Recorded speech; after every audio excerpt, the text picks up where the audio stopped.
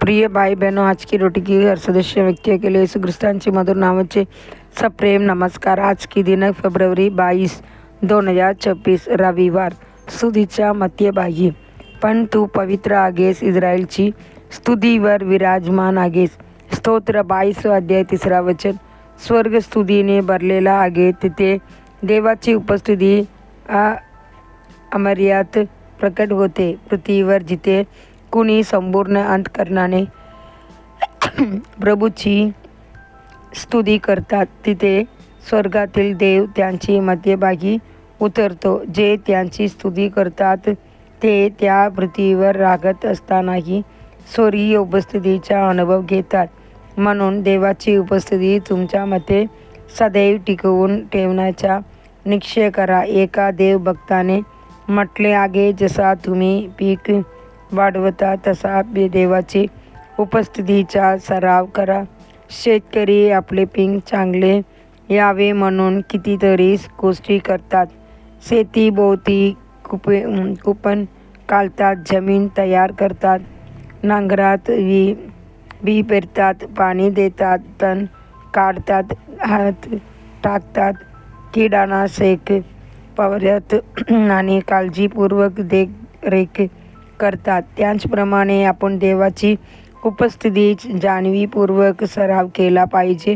स्तुती आणि कृतज्ञता की देवाची उपस्थिती आपल्या मध्यभागी आणणारी साधने आहेत. स्तुती म्हणजे प्रभूची गौरव करणे, कृतज्ञता म्हणजे देवाने केलेल्या चांगल्या गोष्टीसाठी आभार मानणे. स्तुती आणि कृतज्ञता या पक्षाच्या दोन पंखासारख्या आहेत.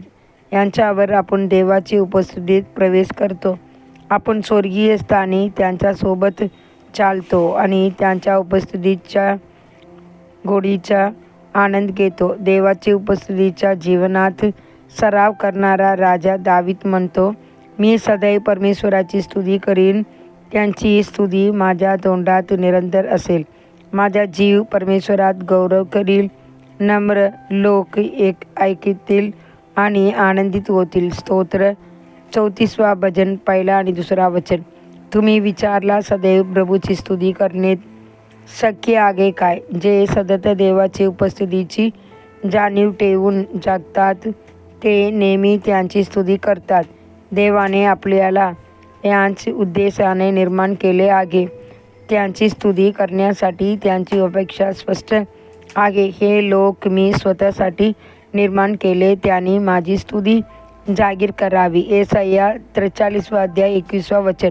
स्वर्गात अखंड स्तुती अर्पण केली जाते. मग स्वर्गात जशी देवाची इच्छा पूर्ण होतो तशीच ती पृथ्वीवरही पूर्ण व्हायला नको काय? राजा दाविदाची जीवनात अनेक त्रासदायक व गोंधळाची परिस्थिती आल्या तरीही तो म्हणते, हे माझा देवा, माझी जीव माझ्या यात हीन झाला आहे.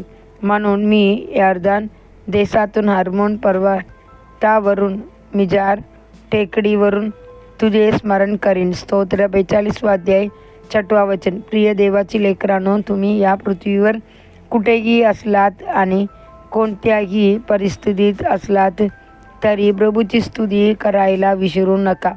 अधिक चिंतनासाठी वचन. हे माझा जीव, तू काय खिन्न आहेस आणि माझा का अस्वस्थ आहेस? देवनार असा ठेव करणारा मी त्यांची पुन्हा स्तुती करीन. तो माझ्या मुक्याचा तारणारा आणि माझा देव आहे. स्तोत्र 45 अध्याय 11 वचन. आजचे बायबल वाचन सकाळ गण 3 अध्याय 4 अध्याय, संध्याकाळ मार्क 3 अध्याय 20 ते 35 वचन. धन्यवाद. 30